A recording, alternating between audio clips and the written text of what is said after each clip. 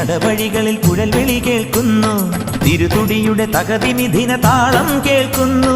തിരുനടയിലെ ജപകലികയിൽ മലരായിടുന്നു, ഭവഭയഹരൻ അഴുതയിൽ അകിൽ മഴയാവുന്നു.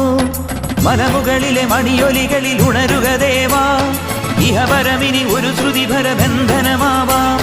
മലമുകളിലെ മണിയൊലികളിൽ ഉണരുക ദേവാ, ഇഹപരമിനി ഒരു ശ്രുതിഭര ബന്ധനമാവാം. വേട്ടയ്ക്കും പാട്ടിനും തൃത്താളമാവാൻ എരുമേലി പെരുമാളെ നീ പോരേണം.